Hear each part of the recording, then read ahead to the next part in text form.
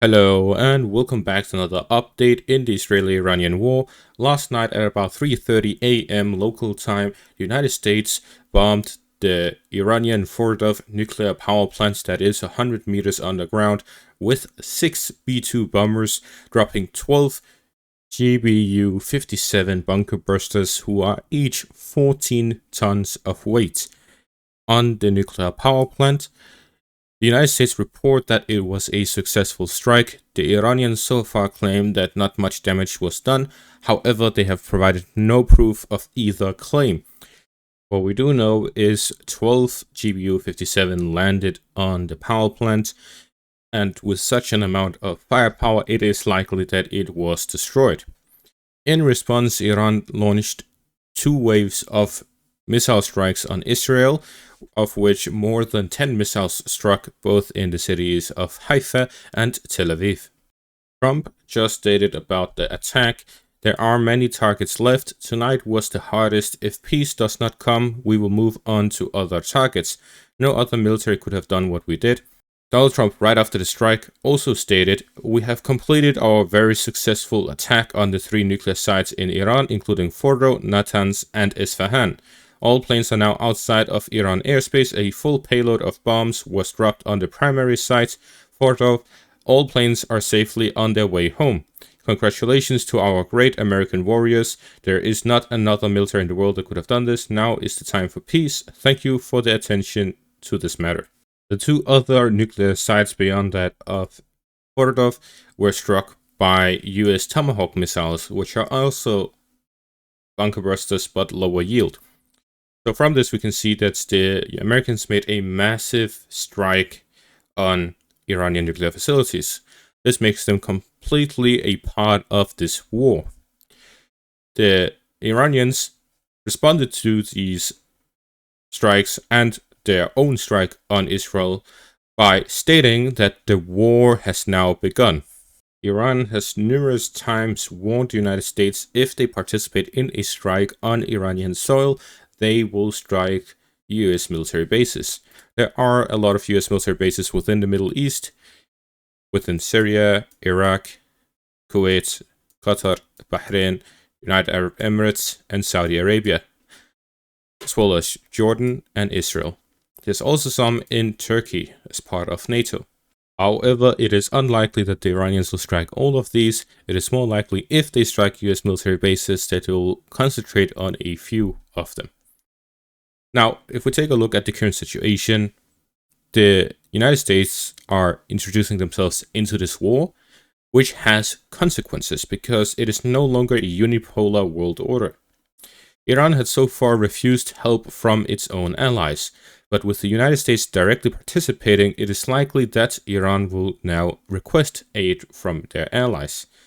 Mainly 3 allies: Russia, China, and Pakistan. Russia and China will likely send weapons to Iran, mainly air defense and radars, because that is what Iran is lacking, especially to deter US strikes.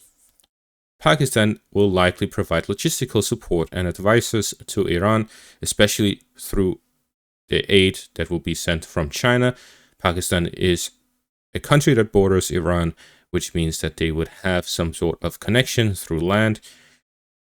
The Iranians may also close the Strait of Hormuz, as stated in my previous update, through which 20% of oil trade in the world goes through. The US strike on Iran is hardly a surprise.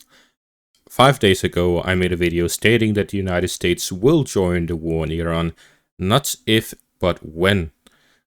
So already 5 days ago, I made the statement that the United States will enter the war in Iran, as they are the only ones who do this exact strike on the Fordo nuclear power plant.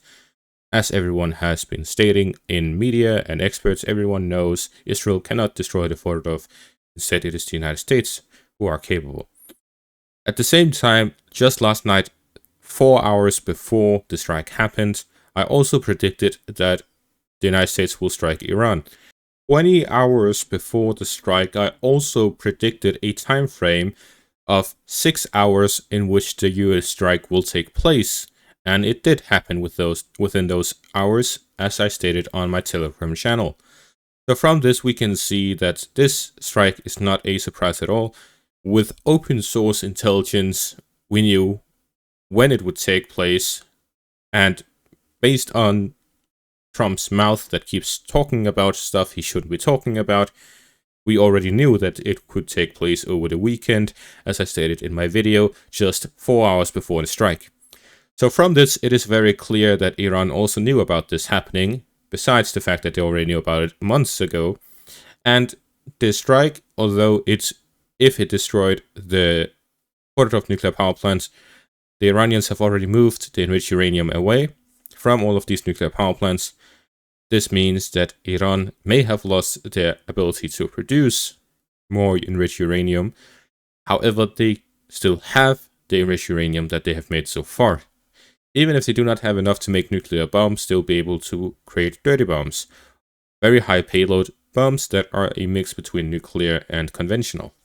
This sort of strike also completely removes the possibility of a deal being made on the nuclear facilities.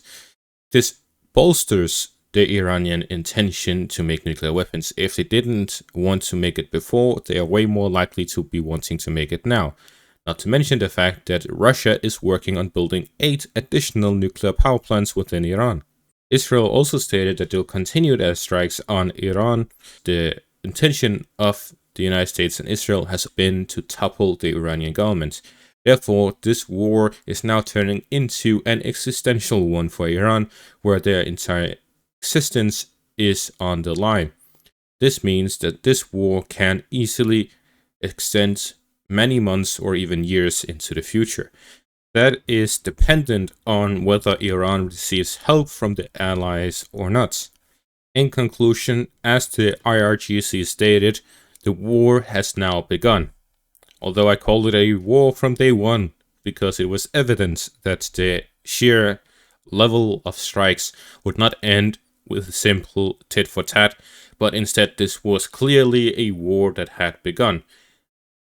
Now the Israelis and Iranians will continue their back and forth strikes until the battle of attrition reaches a point where either side either has to negotiate or it has to escalate beyond that they're doing. Because this tit for tat cannot simply continue forever.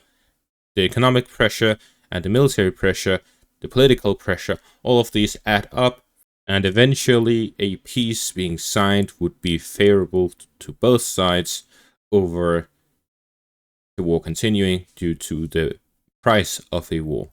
However, considering the fact that both sides consider this war existential, that means there's a long way to go before that point has been reached. And that is going to be all for this one. Thank you for watching. Make sure to leave a like, subscribe, check out my Patreon and YouTube membership for additional content. Thank you for watching and have a great day.